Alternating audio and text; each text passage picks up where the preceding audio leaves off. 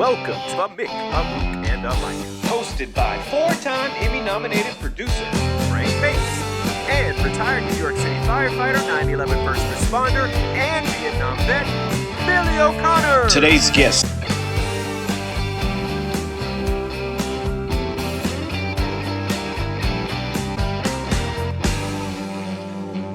My brother Frank. Look at you today. How's everything go, pal? Good. Still vertical?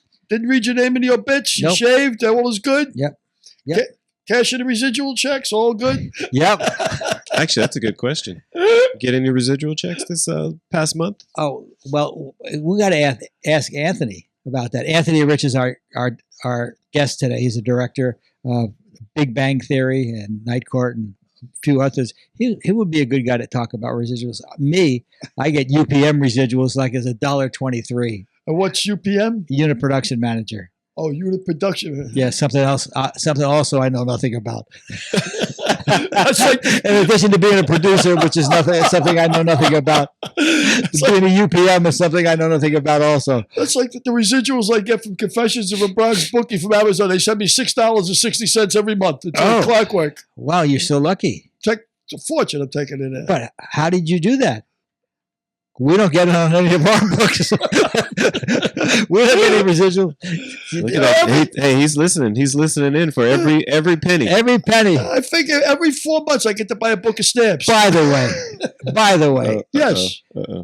Combustible, Lamar's Gamble, If These Lips Could Talk, Confessions of a Bronx Bookie are all available on Amazon. Are great. Christmas is coming up real soon. There's probably enough time.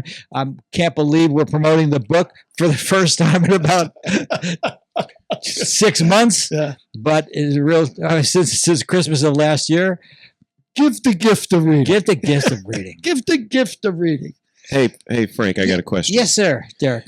Okay, so we got Combustible, Lamar's Gamble, Confessions of a Bronx Bookie, right? And lips. And if these lips could And If These Lips Could Talk. Sorry, I missed that side of the room. So, if we were to make a movie,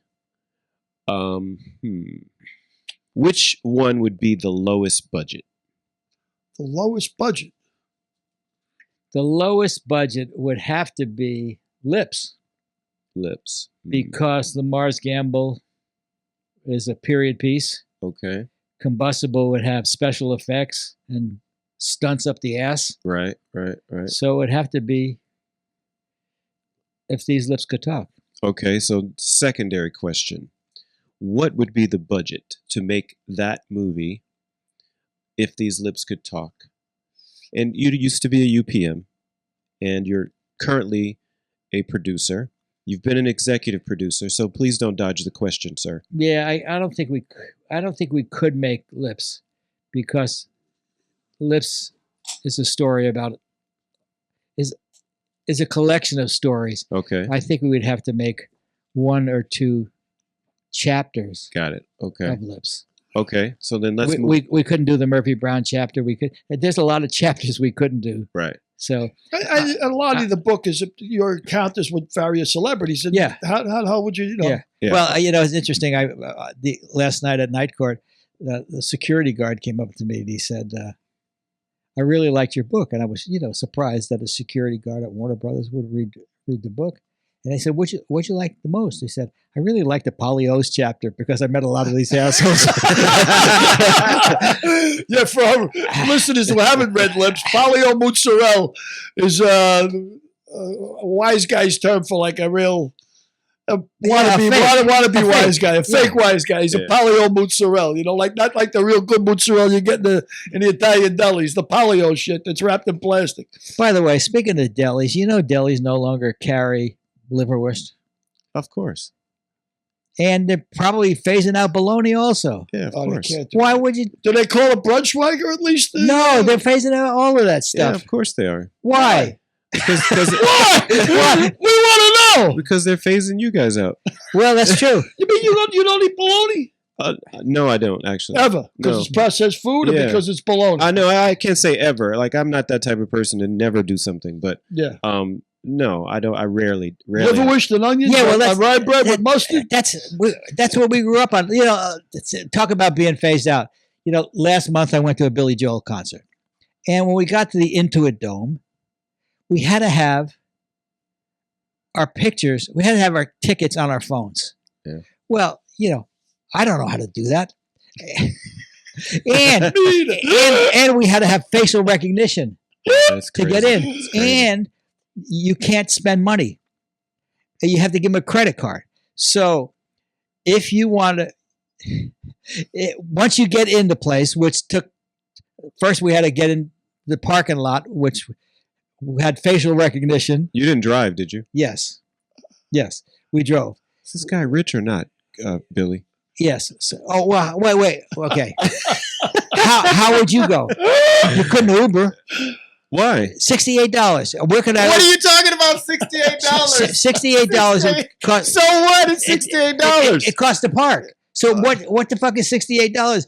To me, an Uber would cost more than that from here. Yeah. And then we'd have to wait in line with a fucking other million people Okay. that had an Uber line. Uh-huh. So, and I don't even know how to fucking use the Uber. Okay. Bought by paparazzi. Yeah. You got to realize. So listen to this. So they got facial recognition. You give them a credit card. You're finally in the place, and if you want to buy anything, you just pick it up and walk out. Yeah. Because they got these facial recognition cameras in the store or in the restaurant that take your picture of you. They know what you got. They've got barcodes in it, and Yeah, it's like an Amazon store. Yeah. and they No shit. they automatically charge your credit card. Yeah. That's unbelievable. That is unbelievable. Did you see Elon Musk last month at Warner Brothers, with his fucking automaton robots walking the street? And it's No, unbelievable. I didn't see that. Oh, I know. But- I'll send you the link. But Holy I'll shit, tell you, minus you pick up something, you get paid for it. All the whole UK is like that. Yeah, Yeah, so where you don't take out money ever. I'm glad I'm going to be dead in 30 years. Wait a second. I'm glad I'm going to be dead in 30 Well, years. not whole UK, London is like that. So London, like in the stores, like that? No, that's what I was saying. Minus that you pick up something and they know Yeah. that you. I'm sure they have Oh, stores like that. you mean London's cashless? Oh yeah. Oh, well, LA's virtually cashless. Warner Brothers' studio's cashless. Oh really? You can't spend money at Warner Brothers. No wonder you hang out there. But this thing, facial recognition. Wow. Oh yeah. I mean, Yeah. When they start with all that shit, when they start putting the boxes up with all the lines in them like a broken maze, I just say fuck it. I'm done. You know what? I don't need it that bad. Yeah. I don't know. So this is a fundamentally productive question, and if you don't like facial recognition, then you should probably think about your votes, your vote casting for the future, because some of the people that you may be interested in voting for are very interested in this cashless society, facial recognition. Essentially remove any sort of ability for the normal people to move through the ranks of society. yeah, I'm not in favor of it. Yeah. Billy. I don't even understand it. I mean, Billy, can you imagine that if in your younger days you just walked through a whorehouse and on your way out, facial recognition, that's it. Billy, we know Billy, and you get a charge on your credit card that says, Auntie Ants, whorehouse. I don't understand the concept of walking out. That was foreign to me. I remember days. Oh my God. Oh yeah, I remember my barmaid. I had a barmaid when I had the joint in Queens, Poets.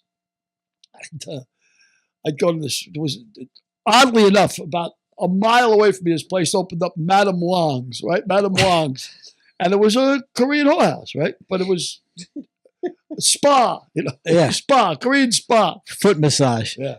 So I'd go down there like 4 o'clock in the morning. I'd come out of my joint bombed, and I says, before I go home, I'll just go down there and get a nice steam. Sure. Yeah, they did a nice steam room and a massage. And of course, I partake with the women, right? So now it's like 11 o'clock in the morning. I'm still in there, like sober, but now I'm with my second girl, whatever.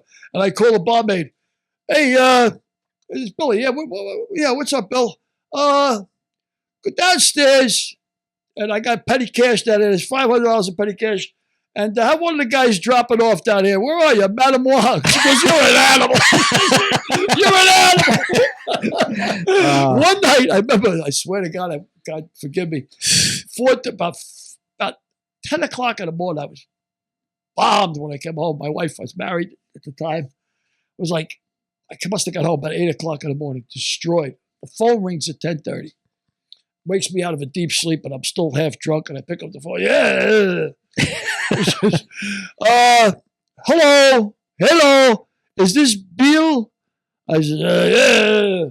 He goes, this is Madame Wong's health club. And I says, health club? She goes, you left your wallet here last night. I'm saying, shit. Health club? What the hell was I doing in a health club? 8 o'clock in the morning. What was I working out? And they go, oh, that's Madame Wong's. I said, oh, shit. But they were very honest. They held my wallet, kept not a dollar missing out of it. They knew a good customer when they saw it. They knew the right people. That's right. They knew I was a good customer. Oh, that's funny. Madame Wong's. That's funny. And there's another guy, a good friend of mine. I can't mention his name, but because he's alive. He's alive. And hold on. He said to me, I hadn't seen him, I guess, in about 20 years. And actually, I was pushing a book. I was pushing Confessions. And he was a publisher. And he did the dummy books, all the dummy books, Golf for Dummies. So you might as well mention his name. Yeah, exactly. No, but he's in the background. So anyway, I took him one night. He was in New York, and I took him to Madame Wong's, And when I called him up, this is 15 years later, and I says, I don't know if you remember me. I says, but, I'm a good friend of your brother's, and I said, yeah, I'm a fishing. He goes, I don't remember you. He goes, don't you remember the night that you took me to that fucking whole house? He goes, we were in a steam room, and I got in trouble because I pissed all over the rocks. And I said, oh, yeah, now I remember that night. They were going to throw us out of the Madame Wong's. I said, now I remember the night. And he says to me, yeah, I can't believe you don't remember that. It was one of the craziest nights of my life. I said, to me, it was a Tuesday. Before you start another story, two more stories that we've heard that we've never heard before. Oh, that's correct. Yeah, that's correct. Correct. Oh, Madame Wong's. But I'm gonna segue into my friend. What's my friend's name? Anthony Rich. That's right, my friend. my dear friend. He's going to tell us a lot of stories that we've never heard before. Cool. Can't wait to meet him. I love to meet writers and directors. What about producers? You meet them all the time. You got no experience. They got no training. Anthony! There he is. Morning, good morning. Let me see if I can see you guys. Hang on a second. Gallery. Well, no, I should be on gallery. I don't see you guys yet. Oh, it's our video's off. There you go. There you guys go. Hey, good day, Mr. Rich. How are you? Really, really well. Very well. Nice background. It is a nice background. This is my home office, and there's a little weird delay, so I'm going to not watch myself. I'll look at you guys. Okay, great. Yeah, great. Matthew said there was a slight delay too, so it's either well, we can't do anything about it. So how are you? It is what it is. I'm terrific. I just want to say, Billy, it's really nice to meet you. You are hilarious. And you talk the way you write, which I love. Derek, you ask amazing questions. And Frank, I got to tell you, your reactions are priceless. I mean, comedy is in the reactions. I always do research before I do things, so I've watched about half a dozen of your podcasts. So you're the one. I've downloaded about 50. I know about 20 of your guests, so I'm making my way through all the people that I know. Oh, that's awesome. Very kind, Anthony. Very kind, Anthony. Nice to meet you too, pal. Really is. Delighted to meet you. So I recently saw you on. You directed a few episodes of Night Court. What else you been doing? So, this last couple of years, I've been doing Call Me Kat, which also I worked with you on, Night Court. I did How I Met Your Father, and then they did a reboot of iCarly. And so I think I did about a half a dozen of those. I think you're burying in the lead here. Didn't you direct a lot of Big Bang Theories? I did, but I want we'll get into that in a second. But can I share one quick story before we Of course. Hollywood? Well, by the way, I just to preface Billy and Derek, I think this is going to be a lot like the Joel Zwick episode where we say hello and then we say goodbye. Terrific. No, guys. I did want to share with you because in reading the book and listening to a lot of the podcasts, I know you guys, baseball was a big part of it, what you guys are talking about. And I was not, growing up, I was a gay little Lord Fauntleroy. So I was into theater and musicals and that kind of stuff. But my father loved baseball. So I didn't really watch a whole lot of baseball, but we would go. He'd take us to Dodger games, and that was always a blast. Your father was John Rich, the famous director.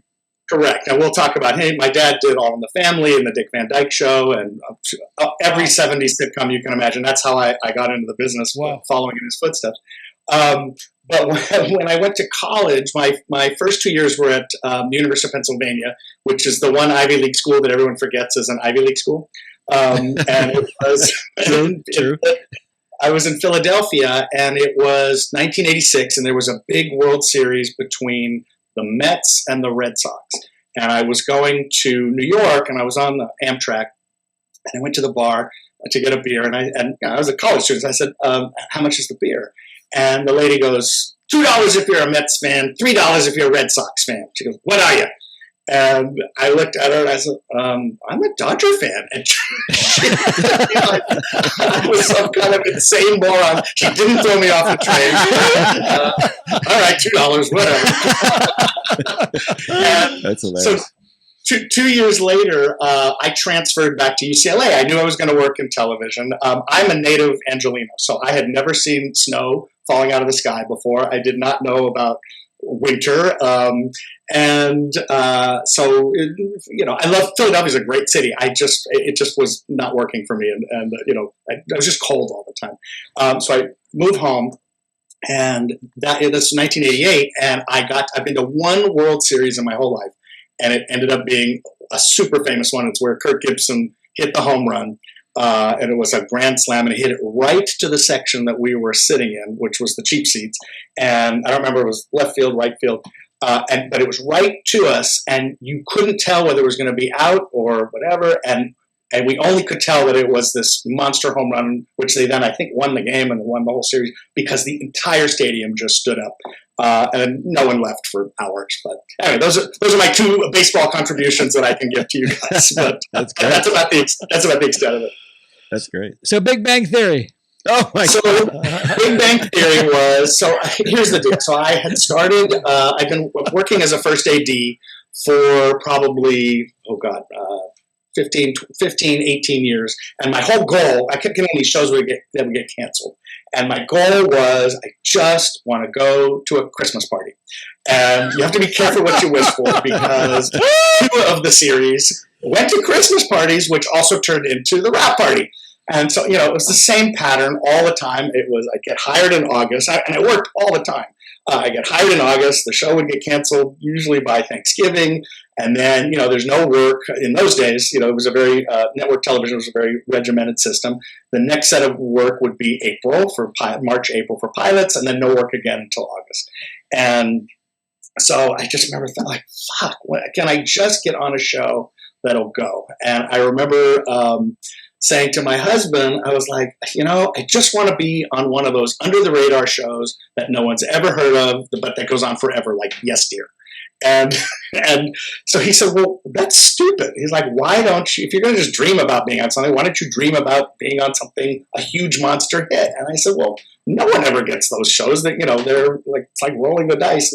But then, I don't know, he was right. And so I started thinking about it. I thought, all right, let's change the thinking. I want to get on the biggest monster hit that's bigger than the Dick Van Dyke Show or All in the Family or Friends or any of those. And that year I got a call from a mentor of mine, is Fayoshima Ballou, who's a line producer. And she said, I'm doing this new show called The Big Bang Theory. And I ended up getting that job as a first AD. I didn't even have to interview. I never met Mr. Lorre, Chuck Lorre. And I got the show. And I ended up being the first AD for all 12 seasons But after the third season, things were going really, really well. And Faye had encouraged me. She said, she knew I wanted to direct.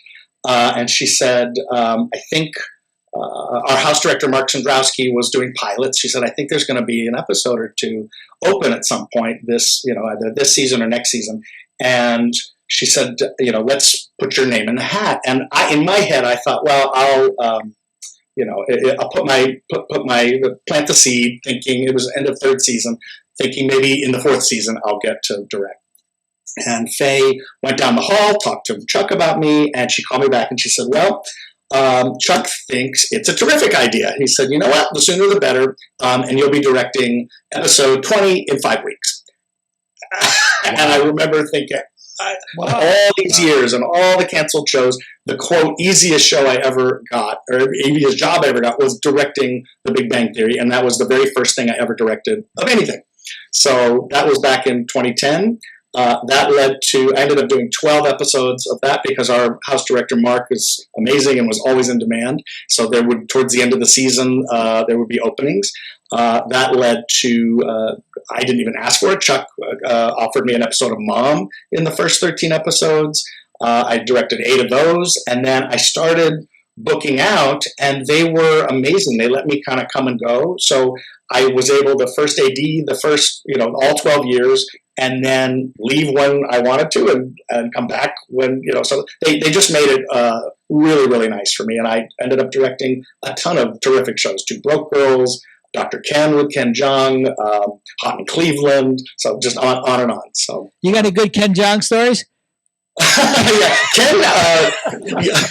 Ken's terrific. He and I got along really well. I ended up doing most of the episodes. I think I did like 13 of them. He can be very intense when he's working, but he and I had a rhythm and a code. And right before a scene, he would want to get very silent and quiet, and I would just kind of watch his eyes. And that's when I knew he was ready, and I would call action. A lot of times he would improv things and say, don't call cut, let me just do it. And I said, well, you have to just make sure you at least finish the line, give me something to go out on. And so we had a little code. When he was ready to cut, he'd just kind of go like this. And so that was, it worked great. He'd still text me. I think he's hilarious.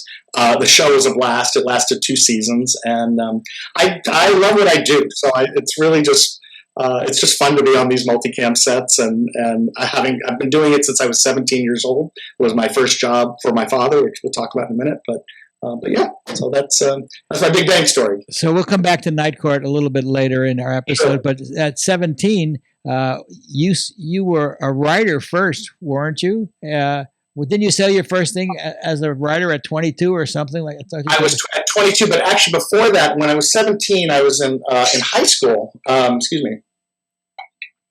I was in high school, and my dad had 2 shows that year. He was producing the original MacGyver, and then he was also executive producing and directing a show called Mr. Sunshine with Jeffrey Tambor. And back then, production assistants were called runners, and I was 17, and I wanted my first summer job. And so I said, I asked him one day, and I was like, look, I would love to work on one of the shows. And my father was a very challenging person. He was a brilliant director, but he had quite the temper. He did not suffer fools. He was a difficult person. And so I said, I'd really love to work on one of your shows because, growing up, I would go to the studio, and I was just always enchanted by the minute you walked inside those gates. It was just magic. So I said, Dad, what do you think? And he went, absolutely not. I don't believe in nepotism. If I hire you, I'm taking a job from someone else. And what makes you so special? If you want to work in this business, you go to college, get a degree, like everybody else, and then, you'll go and do it on your own. And when you are successful, and you will be, you'll thank me for it. And my parents' marriage was kind of on the rocks, and my mother was in the other room, and she overheard this, and she came in and she said, got right in my dad's face, and she said, now listen to me. You have a show, and your son wants to work on it, and you are going to hire him. And so he did, and that's a nice thinking I'm going to save the marriage. And then a few weeks later, Oh, I'm sorry. Say that again, Billy. I said it's a good agent to have. Your mom. That's the agent Yeah. you want. Well, yeah, and then a few weeks later she left him. So it was not a great summer. Wow. Unbelievable. So you're a writer first, and then a director later. So I worked. Sorry, yeah, the delay is weird. I worked for several years during the summers on the various shows, and my dad was tough. I mean, he said my first day, he said, "Now get one thing straight." He said, "Absolutely everyone on this show, and I mean everyone, is more important than you are." Wow. So he said, "You got that?" And I said, "Yeah, I got that." So he was obsessed with me not being considered like Entitled. favoritism or anything like that. And Billy, no, the writing came while I was in college. I was back at MacGyver, and I came up with a really weird concept for a show, for an episode. And my father was not the showrunner. He and Henry Winkler were the main executive producers. It was their company, but there was a man named Steve Downing who ran the show up in Vancouver. And my father sent the treatment to him, and Steve called my dad and said, this thing is so out there, we might actually have to do it. And they did. And so I got to fly up, and I didn't write the screenplay. I just wrote the treatment. And that was, I sold the first thing I ever wrote. So that was, and I've been, doing things over the years. I did get one feature option years ago. Never went anywhere. And but, you wrote a very production-friendly script, didn't you? Yeah. So there's, my father and I have this love of ocean liners, and you'll see there's a model of a ship behind me, which it started when my dad was a little kid. He just would see in New York, he'd see all the old liners going out across the Atlantic, leaving New York Harbor, and it just was a big dream of his. So when we were growing up, we went on ships a lot. So my MacGyver episode was an afterlife episode, and I wrote the ship that goes to the afterlife. And even when I wrote it, I thought, my dad is going to rip me to shreds. And you wrote a fucking cruise ship into it. What? How much do you think this is going to cost? But he didn't. And he read it and he went, this is pretty good. And so he set it up, and then they did it. They rented an old Canadian Pacific ferry, shot it in Victoria, and the episode came out so great that they made it the 5th season finale of MacGyver. Wow. The irony, Frank, is that Mayim had been a recurring character on MacGyver. Mayim Bialik. Mayim Bialik from Mayim Bialik in that season, and I used to deliver plane tickets to her because I was still the PA. So all these years later, working with her on Big Bang, and then, of course, being the main director on Call Me Kat, and she and I have stayed friends throughout all this time. So. You said your dad was a partner with Henry Winkler, who is considered one of the nicest people in show business. Your father was a tyrant. I wonder how that was, like Ron Howard is considered one of the nicest people in show business, and Brian Grazer is considered a tyrant. How do they get along? My dad, he was tough. I think Henry was so kind to me. I remember he called me the day I graduated high school, the day I ended Mr. Sunshine to go back to school when I was a CPA. He organized a little farewell party for me, so he was incredibly kind. And my father was not particularly kind that way. But they just had very different styles. And I think my dad just kind of, I don't know, he was tough, and Henry kind of went and made peace kind of afterwards. It kind of cleaned up the mess of the storm, that kind of stuff. But it worked for the period that they were doing MacGyver, which went on, I think, 7 seasons. Mr. Sunshine just did the 13 and out. So you're writing a book now about your father and your memoirs? Yes, I just finished a book. I finished a book about my father and me. It's called Wonder and Magic, a Hollywood father-son story. And it's kind of about my getting into the business with him and climbing the ladder. And, in later years, especially when I was on Big Bang, he really got to relive his golden days. He just absolutely fell in love with Big Bang. And I remember when it first started, he called me he said, this show you're working on, he says, I think it's got some legs. He goes, these writers are really onto something. He goes, not like all that other crap you've been doing. And I was like,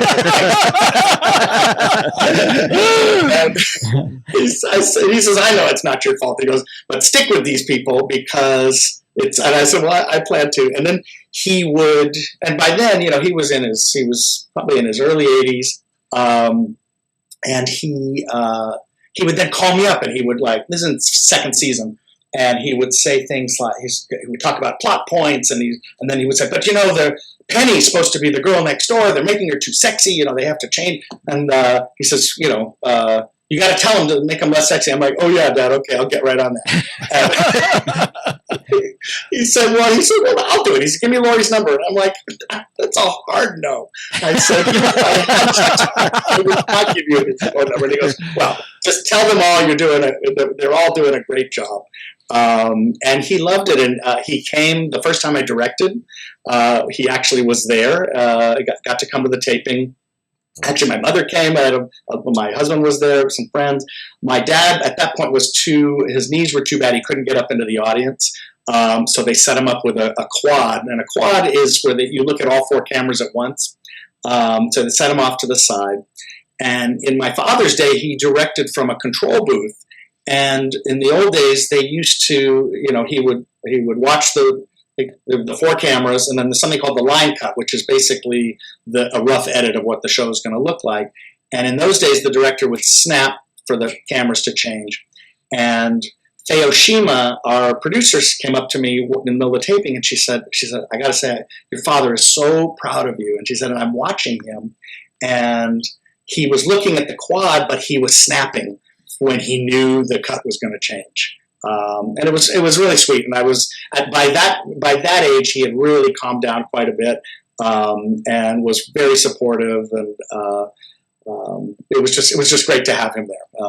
Even though he still would give me notes and after the fact. And so he, once a lion, always a lion. They can't stop themselves. So Yeah. It must have been hard for you, being a gay man, to come out to your father. Ironically, with him, I talk a little bit about this in the book too. With him, there was only one way. There was only up. You could only go one way up. I had a little more challenging with, believe it or not, my mother, who had always been very supportive. In the end, everybody came around. And when my husband and I got married, the beautiful toasts at the wedding, everybody was fantastic. But my dad, he came from an era where they just would say shit and not even think about it, Yeah. Like lighten the loafers and you're a hothouse flower and shit like that. And yeah, you internalize a lot of that. And it was, I was afraid when it happened, but actually my stepmom had primed him a little bit. How old were you? How old were you when it happened? I came out to him when I was 24. Okay. Mm. Yeah. So how did he take it? Well, I used to bring him Chinese food, and my dad was a big man and, kind of a voracious eater, and we'd been eating, and the whole time, of course, I'm like, there's a pit in my stomach, a pit in my throat, and I thought he was done chewing. And so I said, Dad, I have something to share. I'm gay. And he started to, somebody said, what did your dad do? He choked. And he went,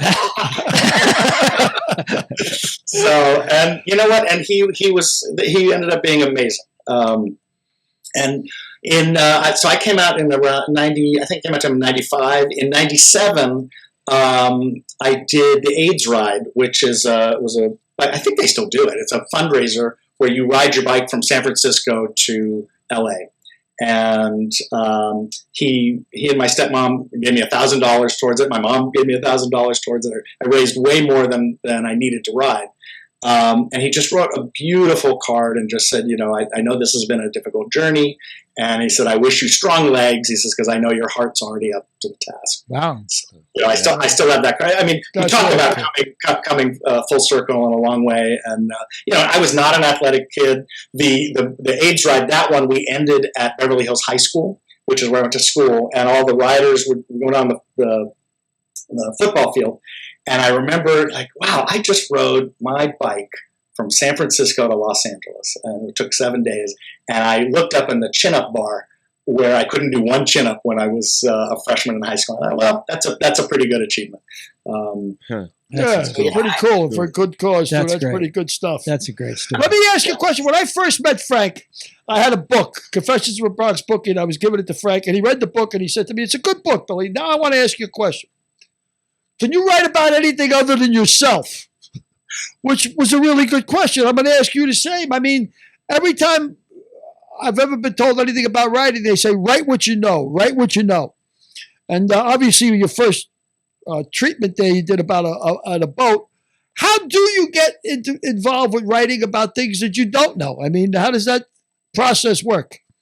Well, it's interesting, and I haven't been particularly successful as a writer. That's my career kind of took a different turn, and so that's why I went the directing route, because I was good at it and I loved it. I still write things on the side. I'm developing another book. I'm working with my cousin. It's not about me, but it is about a family story that we're not really talking about at this point, but we've been kind of toying around with some ideas.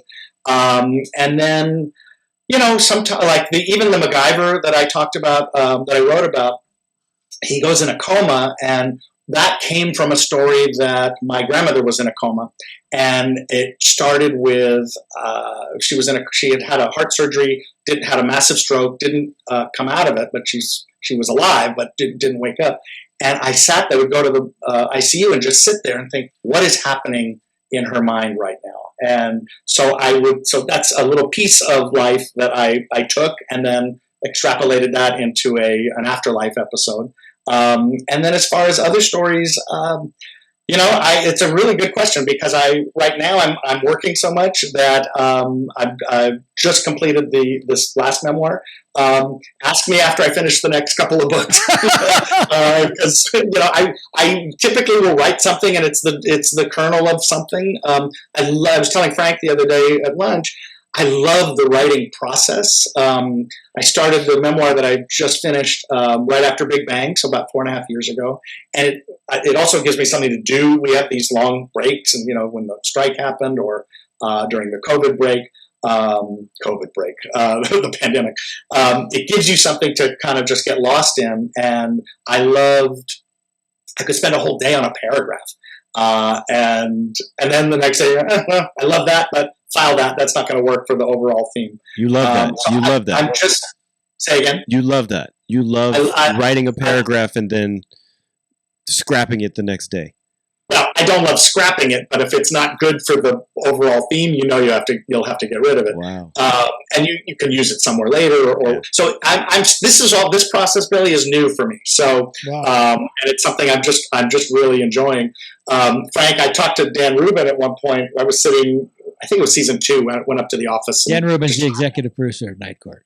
Yeah, sorry. And after every, when we used to rehearse on Wednesdays, on Mondays, I would go up to the office and just talk about how the day went. And he was asking me how hiatus was. I was telling him I'd been writing, and I said, I love the process. He goes, really? He's like, it's not painful? And I'm like, well, not this one. But I know writing could be extremely painful. And also I can't write with a deadline. I don't know how our guys and gals do it in sitcom world with a gun to your head. I don't know how they do it.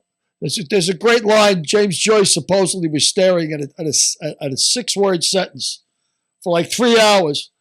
And his friend said to him, what are you doing? He says, I'm writing a sentence. He says, but it's only 6 words.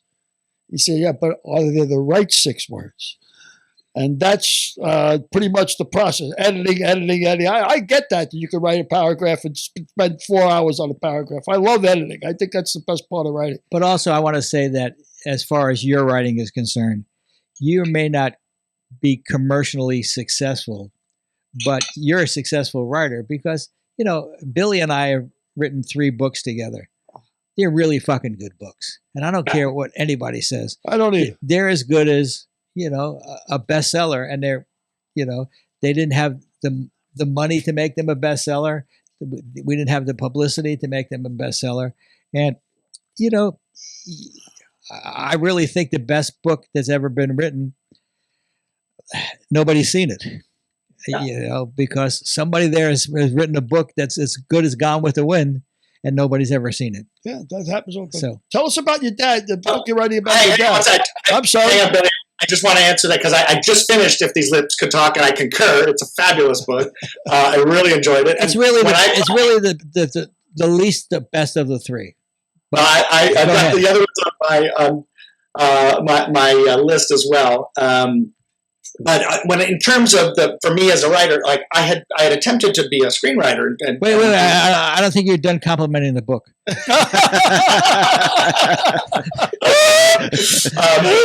the way, for my book, it's also new. I fully intend this to be a big book. So just stand by, stay tuned, right? Yeah. Anyway, I'm sorry, Billy. What was your question? I think Frank had asked you a question about. I was asking you the question about your dad's book. Tell us some more about your dad, about the book you're writing about your dad. It's a biography of sorts. Obviously, it's about your dad, right? It's about he and it's about our relationship together and me going through and some of the stuff that I already started. There's some stuff I won't get into here because there's some dark chapters, things that were better. I wrote them better than I can say them, and there's kind of an arc where there was a period where. At one point, I actually, when he got me into the Directors Guild, so I was a second AD for him a couple times, and the obsession about nepotism, it started to get kind of rough. And in fact, there was one, I've heard about this later, an audio mixer recorded my father. I never heard it, but recorded him screaming at me. And I have to also preface, in the old days, again, the director was in a booth. And there was an associate director with them. The script supervisor was in the booth, and there was a technical director. And then out on the floor, we were assistant directors, which they called stage managers, and we were all on headsets. And so there'd be the 4 camera operators. There were typically 2 ADs. Sometimes there'd be a third one, and then the boom people. And there was when I was 23 the first time I was a first AD, and that was because the first AD, his appendix was about to burst. So I took over, and I think at that point I'd maybe been a second AD for 8 episodes. It was brand new. I mean, that's 23 years old is very young to have a job like that, even temporarily. But my father thought I could do it. So the first week, it went really well. Something kicked in. I don't know how to describe it. You come from my father's a director, my uncle was a director, my first cousin is a director. So there's something in I don't know if it's in the DNA. I just could see it. And so we did the show, and it went great. My dad was very complimentary. And then the next week, when the first AD was still out, he started feeling suddenly like, I don't want people to think, he's getting a free ride. And, I used to say to him, like, what do I call you on the headset? And he said, well, I don't know. And I said, well, do I call you John? And he said, fuck no. And I said, well, Dad? He goes, are you insane? And I said, what do I call you? And he started thinking about it, and this is when I was the second AD, and he says, I can't think of a single reason a second AD would ever need to speak directly to the director, so just don't talk to me at all. And Wow. I said, well, that's insane, because my dad was very good. He would promote his assistant, so I'm like, his assistant, Jeannie, he had bumped her to second AD, and she talked to him all the time. And I said, and then he went, well, he said, if in some strange emergency you have to speak to me, if it's absolutely necessary, you may call me Mr. Rich. And so that's what I had to call him. And so the week that I was the first AD, where you're talking to the director a lot, I said, Mr. Rich, and he said, yes, who's speaking? Who is this? And I said, Anthony who? I don't know that there's an Anthony on the crew. And he said, what does he do? And I said, I'm the first AD. Oh, you're the first AD. How did you get that job? And I'm doing a nicer reading than he did it. It was very poignant, very pointed. So, Wow. But I learned to have a very, very thick skin. Yeah. but there is something physical about hearing that screaming in your head. And I remember there was on that particular one, one of the actors said, "Hey, ask him if I can do X, Y, or Z." And I knew it would set my dad off. And I was like, "Really?" And so I asked him. And then my father starts screaming, "You tell that fucking son of a bitch, you say the line as written." And what I would always go like, put my hand over there because the actor could hear like the yelling in the headphones. And I would just kind of step back. And the actor says, he's like, "Is he yelling at me?" And I bald face lie. He's on the phone talking to the producers. And you learn, you lead in that. He'd actually like you to do the line the way we've been doing it. So one of those. So I certainly learned how to be a buffer between, you really, as a director too, I think, especially when you're working with, toxic people, you want to protect the actors as much as you can and keep them feeling safe, because really, there's no one more vulnerable than an actor in the middle of one of these shows. And it doesn't matter how big a star you are, how famous you are, they, at their core, they are putting themselves out there. So that takes me in another direction, but maybe you want to. Talking about actors, why don't you tell us a little about working on Night Court? Yeah, Night Court stems from, again, Big Bang, the gift that keeps on giving. First started with when Mayim got Call Me Kat. I ended up doing a bunch of those. And when Melissa got Night Court, she had me come in early. And, Melissa is one of those too. She's so special to me. When I first started directing, the nerves were awful. Like, pit in your stomach. There's so much riding on it, and you see that directed by Anthony Rich on the front of the script. And so, I always prepare like crazy. And then I want to say probably my 7th, 8th episode, Big Bang. Melissa came up and she says, "I just love working with you in this capacity." And remember, I was the first AD there. She said, "You're so good at it." And I said, "You know what? Thank you for saying that." I said, "I still battle really terrible nerves." And she says, and just made me feel so good. She says, "Well, you're nervous because you care." And she said, "Not everybody does." And just instantly kind of calmed. And that's how Melissa runs the show anyway. Fortunately, I don't have those nerves anymore. I've directed close to 100 episodes on various different shows. And you still get the butterflies. I still want to make sure everything goes well. And then for me personally, getting to work with John Larroquette is truly phenomenal because the last thing my father ever directed was a show called Pain, and it was kind of a takeoff on Fawlty Towers, and where John played the why am I blanking out his the Basil Fawlty part? The John Cleese part. Yeah. And so my father just loved him. He thought, this is one of the finest actors I've ever worked with. And so when I got to meet John, and I heard John was tough and, didn't suffer fools and, make sure you're prepared and all of that. And so we had a wonderful conversation. And I said, my father always adored you. But it never dawned on me to think, like, I wonder how did you feel about him? And he said, yeah, your dad was tough. He says, but he was a very good director. We got along very well.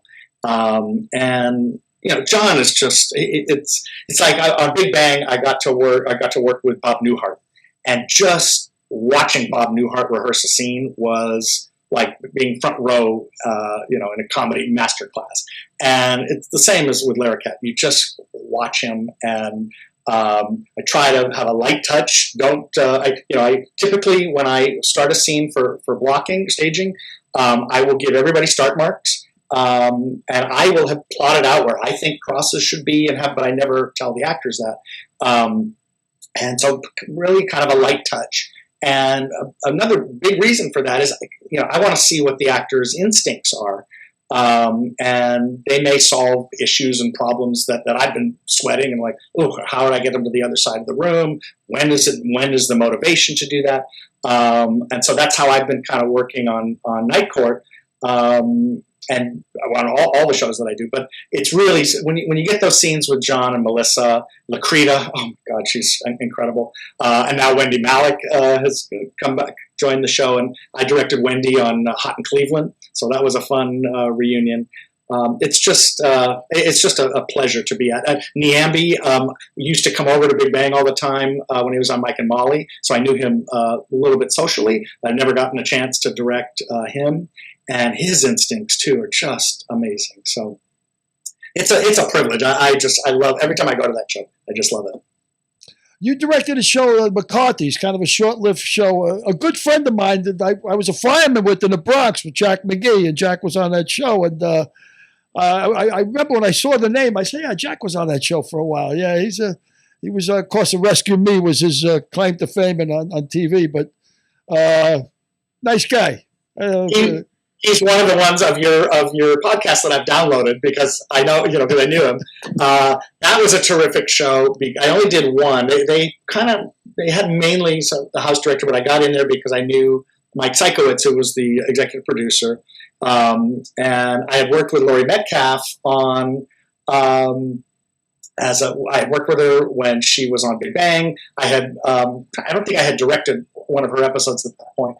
I just, Laurie is she's an amazing actor, but she is very focused, and there truly is no BS with that.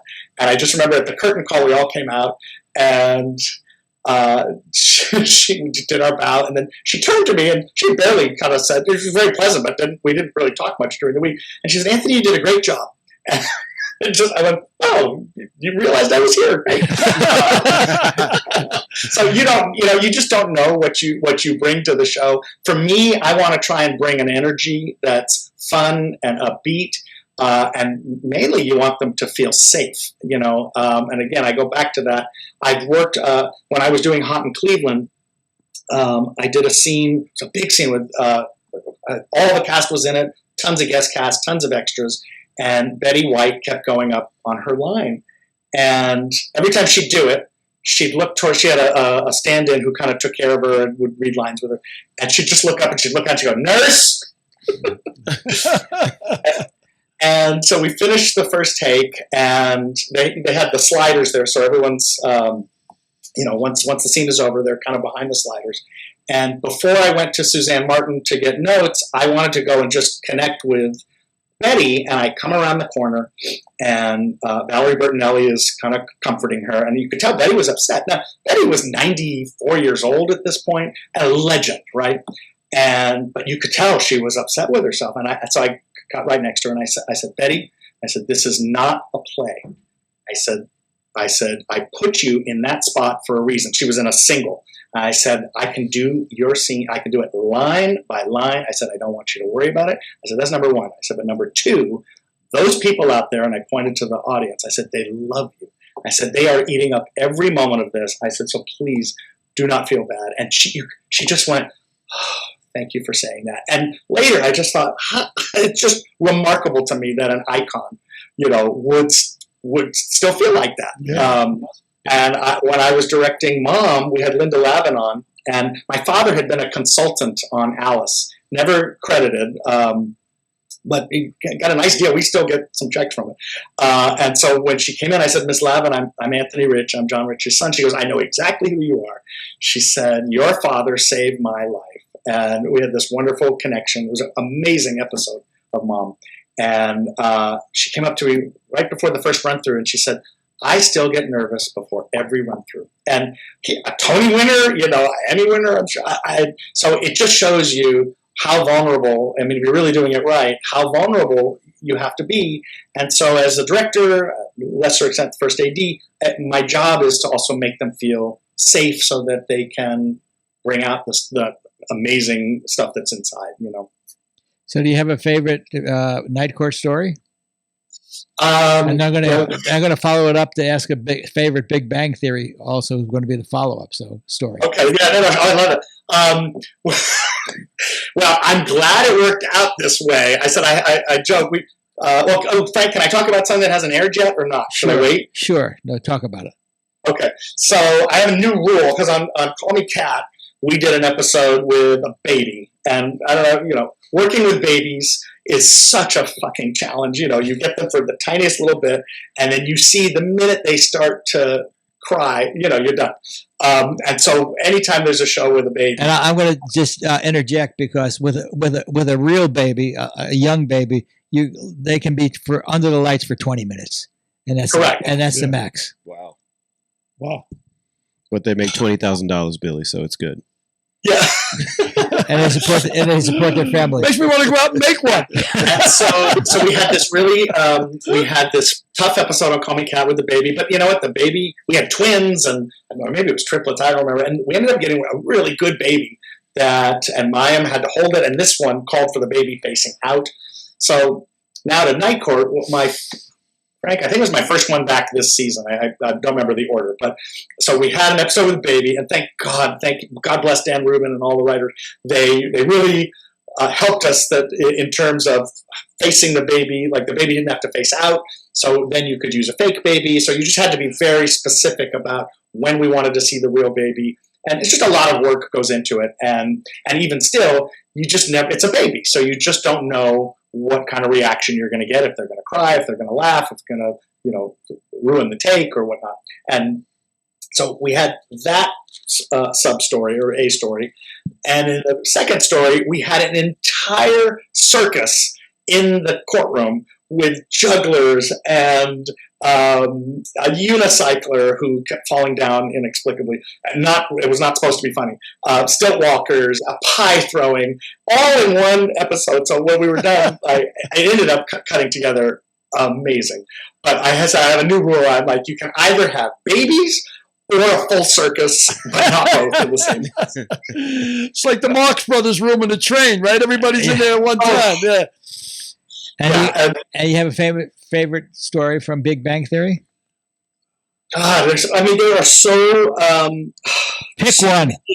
I remember I did that show for 12 years. Here's the thing, too. I started that show in my 30s. I was on that show in my 30s, 40s, and 50s.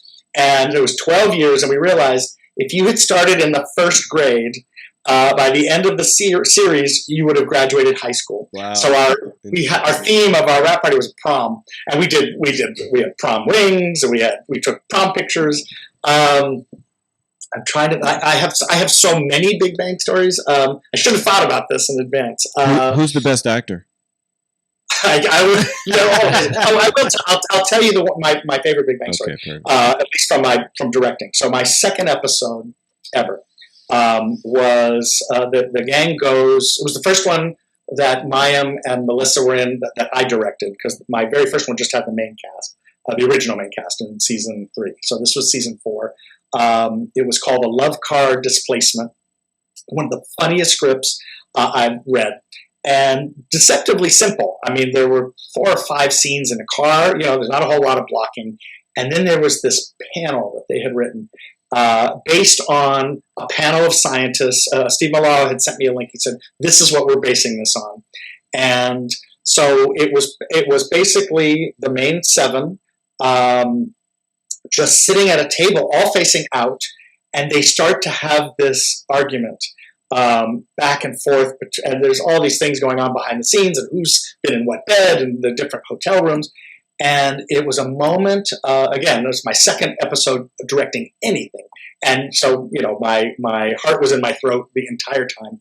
Our first run through, that scene killed. And it was so funny. And Chuck Lorre, he did a thing where if he found something funny, I'm assuming he still does it, but pounding his legs and, this laugh, cough, when I started hearing that, and first I'm hysterical laughing, and seeing Chuck hysterical laughing, the tingling in your body, you're like, okay. So you don't get those very often, but when you do, man, it just felt like $1 million. So, Yeah, that's cool. and it seems again simple, but you really did have to plan who's going to sit in which chair. There's a dynamic about how the camera is going to cut, how the relationships to each person, and so. Some directors will do it a slightly different way, and it could make or break a scene. So that one just worked. And so, yeah, that's probably my favorite. What's your favorite memory of the late Leslie Jordan from Call Me Cat? Well, that man was, I worked with him on Cat, of course, but the first time I worked with him was on Cool Kids. And Cool Kids was a show. Martin Mull was in it. Vicki Lawrence was in it. I'm closing my eyes. I'm trying to remember the people. What was it? David Greer. I can't remember his name. Shoot. Anyway, it was for seniors living in an independent senior living place. They go to a nightclub. I mean, the scenes, it's kind of ludicrous, but it was hilarious. They are trying to break into the club. They won't get let in. So Leslie is climbing through a window, and he's got And Leslie's about 4'10" tall, right? Yeah, so they've lifted him into this window. Yeah. Yeah, and so it was like a long scarf, but in the script it was a pashmina. And the thing, drops down, and he's trying to get through the window, and the script calls for the scarf, the pashmina gets stuck in the urinal, and as he's pushing it down, the urinal flushes, and it sucks him in and sucks him into the room, as one would do with a urinal. But it was all kind of so absurd. So he could not remember the word pashmina. And he kept saying, at the line, I'm embarrassed to even say the line, but he says, "Oh no, my pashmina's in the pee-pee." That was the line. And so he kept saying, "My pashima's in the pee-pee." And you got to remember, the man is dangling out of a window, and he can't remember the damn line. And so I got to the point where I would just say, "All right, rolling." And I was like, all right, and I would feed him the line right before. I said, we're going to take it from the pashmina. Ready? And action. My pashima. He's like, fuck. And so, he was so flustered. And, we finally got it. And on Cat, he would come up to me and they'd have, first season especially, we'd have these long lines. And he said, honey, I have done a lot of drugs. He's like, there is no way. So we would just go, I knew where the edits would be. So I'm like, just give me this line. And I typically would just feed it to him right before. We're rolling, set it speed. All right, ready? Give me from the Brown Hotel and action. And I'm like, no, not quite. I would do it. And I would just get those lines. And I don't remember if it was Ren, who's our fabulous dialogue coach who's on Night Court, and Kat. It was him or somebody. They said, when you talk to Leslie, you speak with a Southern accent. And I was like, I'm giving him a line reading is what I'm doing. So, I was doing it very much on purpose. But he was a joy and a game. He was game for absolutely anything. Wow. That's good. In fact, it was really rough. I was not there the day he died. I was at How I Met Your Father. And it was my first day with a brand new cast. And we'd already done the read, so we were in rehearsals, and it's just the cast and just the skeleton crew, and we're just sitting there, and I'm things are going well. I'm starting to bond with the actors, and then we were in a little break, and one of the actors looked at her phone. She says, "Oh my God, Leslie Jordan just died," and Frank, it felt like I'd been punched, and because by that point I had directed Leslie, I don't know how many times, 15, 18 times, and I'd known him for all these years. And the first AD, he said, "Do you need to take a break?" I'm like, "No." I said, "We just took a 5. I don't want to,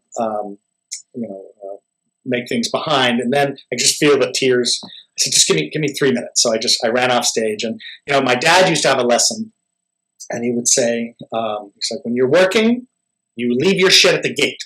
He said, "So you don't bring any of that stuff onto the stage, especially around the actors." And so I just would remember that. I'm like, leave your shit at the gate. And, like these actors, I mean, they didn't know me. They didn't know Leslie. It's like, we had a job to do. So that was hard.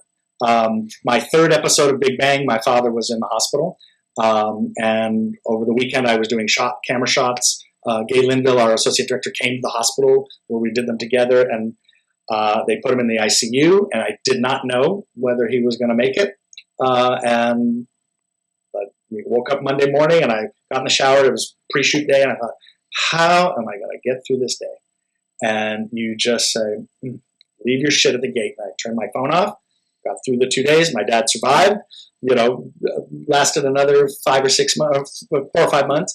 But you just you just power through. And I would say that is the hard thing, when you have to really turn off your emotions. Yeah, well, Frank, it just happened to us. It happened to us at Night Court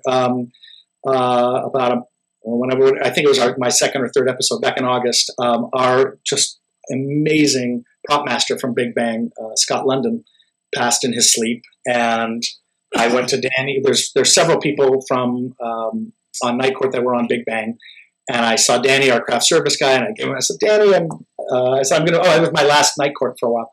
I said, I'm going to miss you, and then he just broke down. He said, Scott just passed, and it was one of those where I went into the AD office. That one really, because I'd known Scott for 16, 17 years. And then I made sure Melissa found out early so she didn't find out from somebody else. She and I had a big hug, and I went to Chris, Hossa is one of our camera operators. Jeanette Scheib was a camera cable puller. And we all had a big hug. And then, you have to go on with the day, and then you get home and then you cry. So I would say that is a very difficult thing that people probably don't realize, that, life goes on. But you've got to stick to the studio schedule. Right. Yeah. Derek, you got any closing questions? Yeah, I do. I got a couple questions. So we're going to downshift a little bit to a different subject, and then we'll go back into the world of movies. What's your favorite furniture store in Los Angeles, since you're an Angelino? You have to ask my cousin. I mean, my husband, because he's the designer in the family. Okay. We bought our sofa at Rappaport on La Brea. Okay. It's beautiful. It's one of those. It looks like a super modern sofa, but it has it's like an easy chair, so it goes back. Right. My husband was like, "You are not getting an easy chair. We live in a mid-century house. You're not getting an easy chair in this house." Oh yeah. Yeah, I get the mid-century feel from the background there. So yes, that's cool. Okay, so what about restaurants?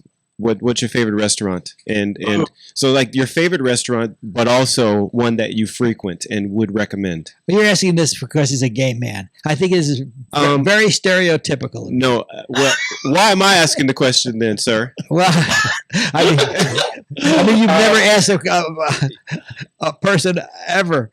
And what about it? I'm asking this question. Number one. Hold on. That's why you're asking. I'm asking this question for because first of all, because it's from Los Angeles. Yes. Okay. Right. And I'm only kidding. No, I know, but for the audience's sake, and for the sake of your limited. No, never mind. But anyway, back to the question. So. Yes. So I will tell you. So the one that we've gone to several times recently is Safi's on Fountain. It's fantastic. It used to be super hard to get a reservation. I prefer to sit outside. I forgot to put them on. I have hearing aids. I've had hearing issues since I was a little kid, and then when the pandemic hit and with the masks, I used to read lips a lot, and so anything that's super loud is rough. So inside at Safi's is a tad loud, but the patio is fantastic. The food's amazing. Ironically, just in case anyone decides to go there, the bright blue Scientology building right next door, that was the original Cedars. It was Cedars of Lebanon, and that's where I was born. I can actually see it from my house. Just a little, trip down LA memory lane. But I would say Safi's is outstanding. Now, of course, you put me on the spot, so that's okay. Quite a few that we love. But if you think about something that you want to recommend, because I'd like to go out in LA tonight. But thank you, Frank. Okay, so definitely try Safi's. I like Mother Wolf too. That was really good. I recommend Raoul's Bait and Sushi Shop. Check it out. Okay, so we'll shift off of that for a second. We were talking about earlier today, so let me get my camera. We were talking about favorite movies. Yes. What is your favorite movie of all time? Of all time? Oh, God. See, that's a hard one. I usually do a top 5. Okay, you can do a top 5. That's fine. But the one that's really speaking to me, and again, this is a personal movie for me because just it's kind of my family upbringing, but Avalon. I don't know if you remember that movie from the 80s. Yeah. Sure. I always cut the turkey. I always cut the turkey. you cut the turkey, so you cut the. And we had a thing in our family. Unfortunately, there's a turkey gate that happened, and so there's been a little bit of a rift. We're trying to maintain it. Wow, Avalon, cool.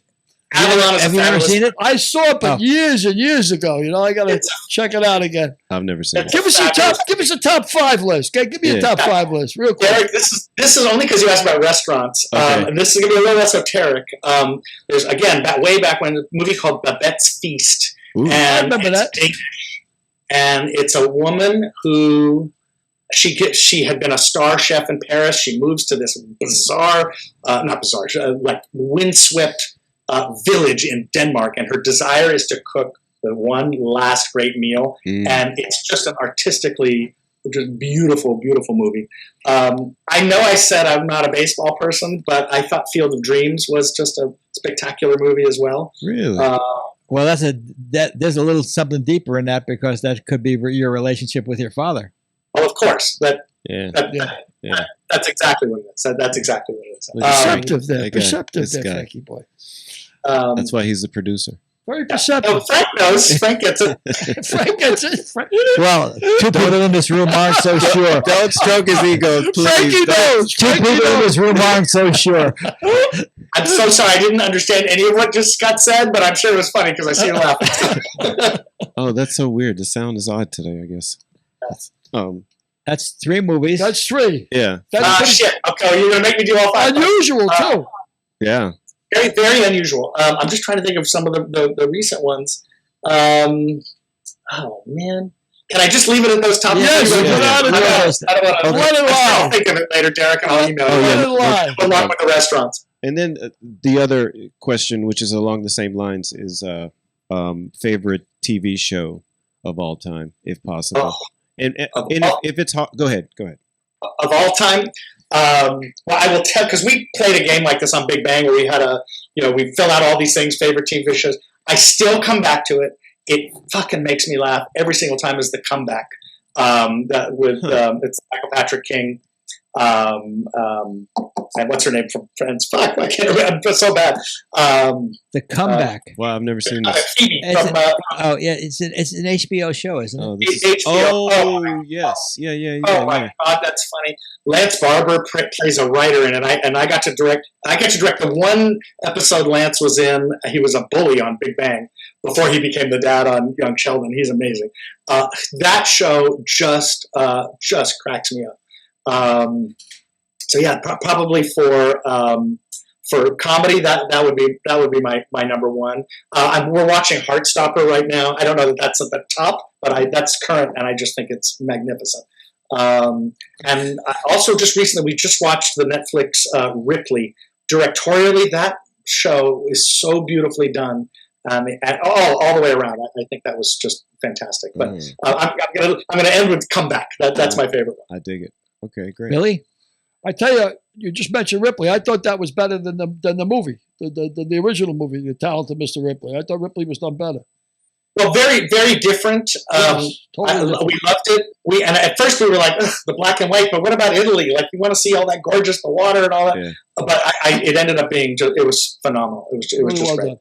Better than The Talented Mr. Ripley. I thought it was better than the movie. Yeah, Wow. that was me, but that's me. It's Yeah, subjective. Yeah. What do I know?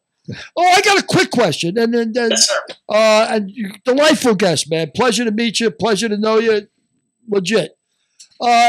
Assistant director. This is for both of you. How many directors do they have? They got a director. They got an assistant director. How many more directors they got? What's the story? How How many guys are on a payroll? I'll let Anthony answer that. All right. Typically, you'll have your director. You'll have a first assistant director and a second assistant director, and this is on let's say a single camera or movie. And then it becomes a second, which I don't know why they don't call it third like they do in Canada, but anyway, second, additional second. It just depends on the number of people. On a multicam, you'll have a job that is the associate director. Sometimes it used to be called the technical coordinator.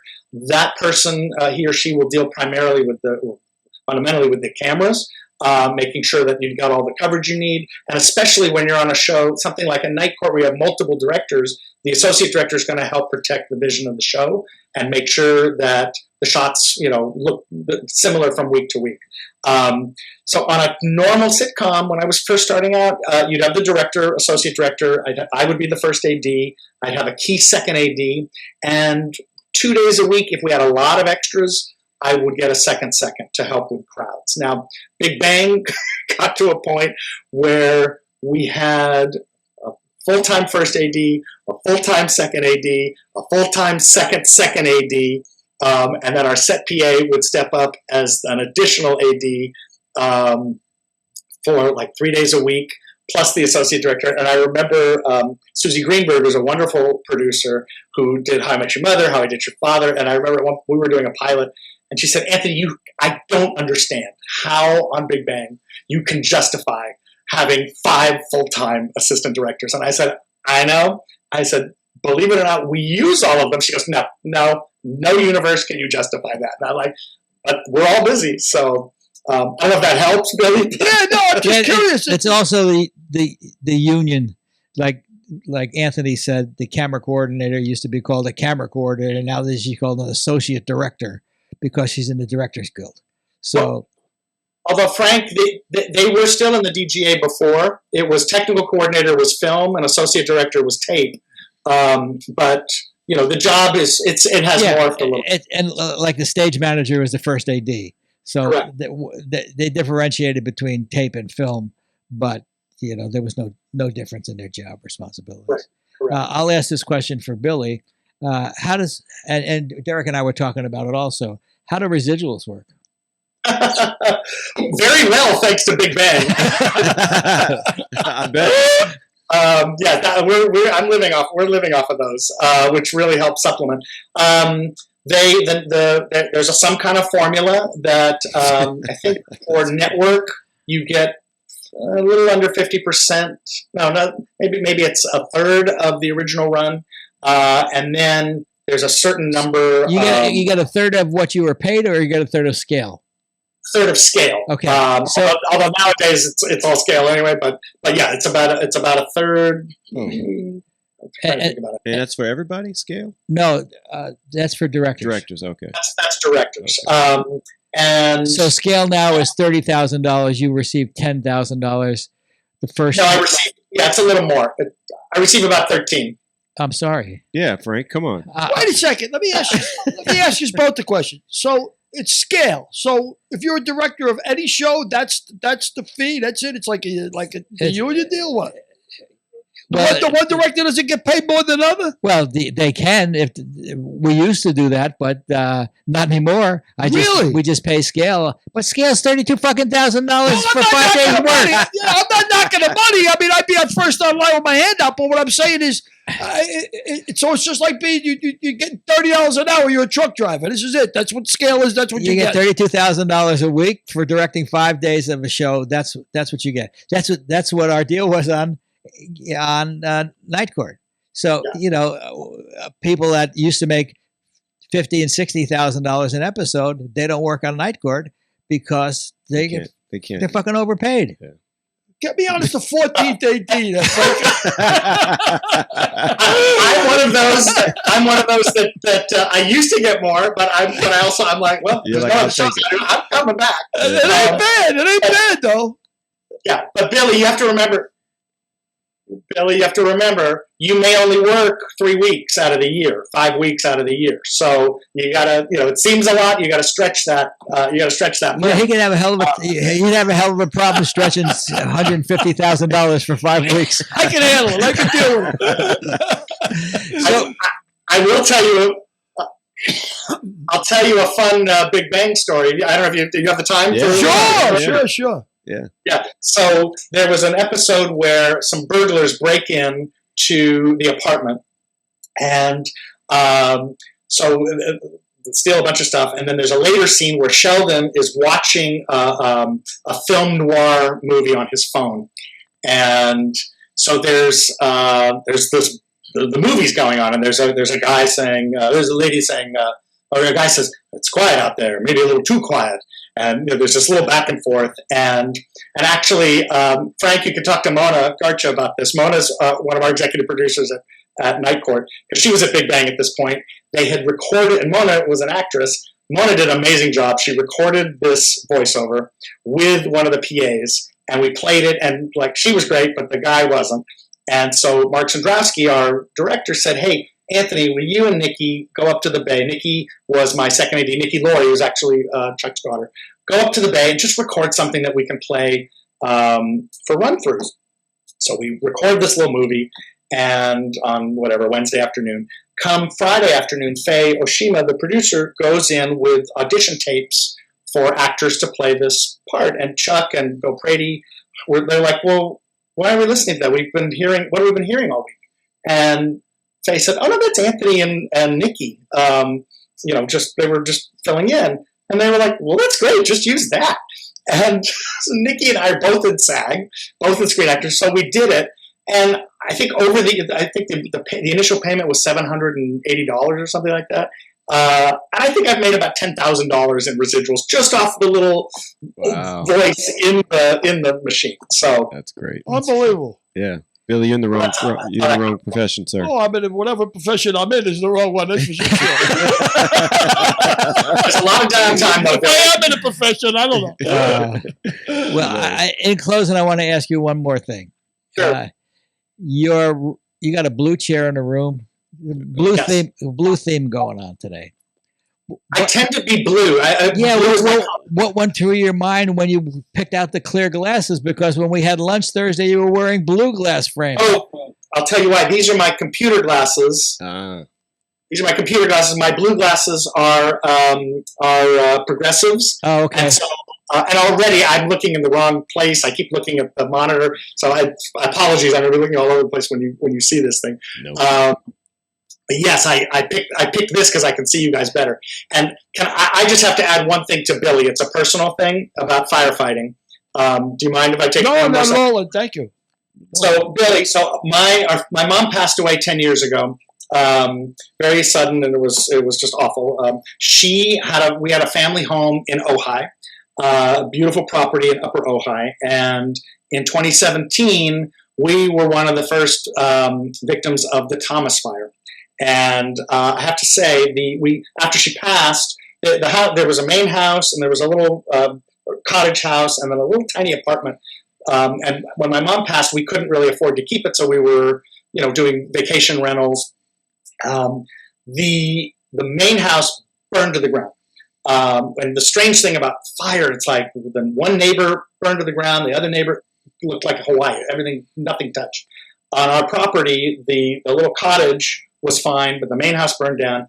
But the apartment that had all the family photos, all the memorabilia, you could see where the fire had started to go up the side of that building, and it was the fire department, someone put it out.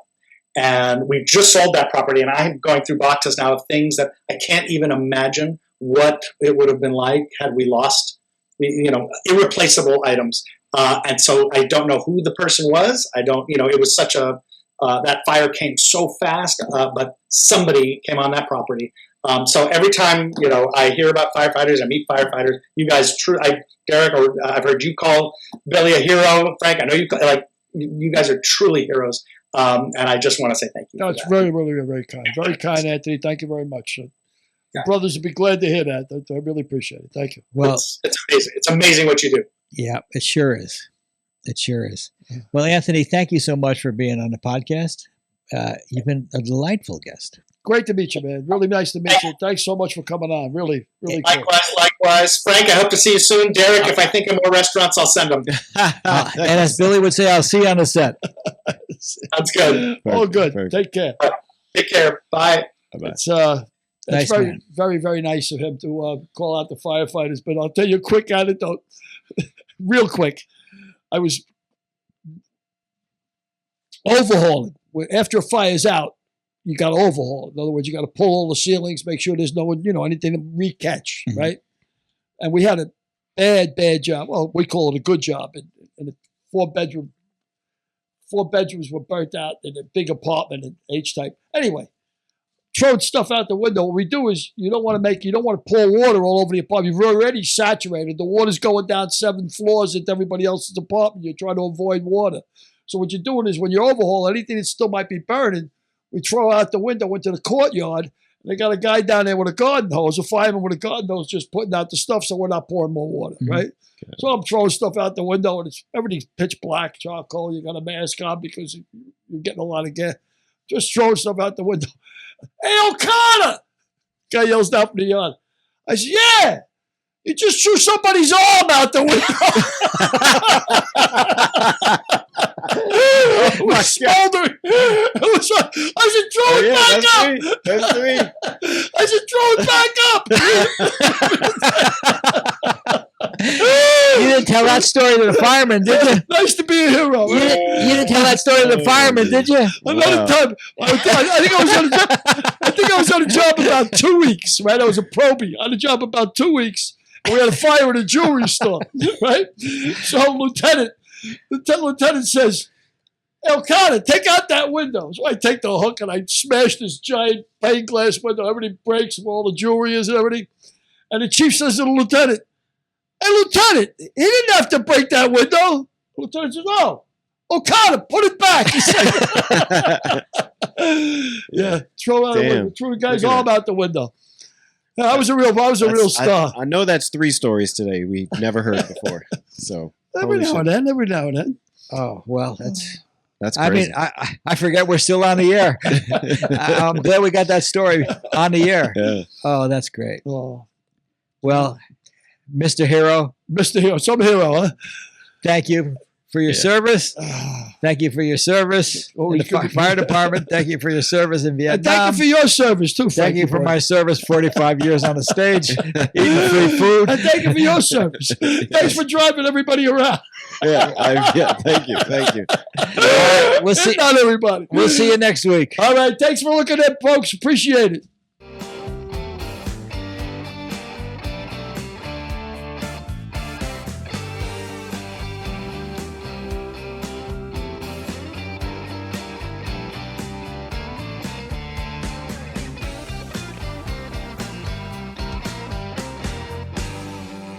We'll see you next week.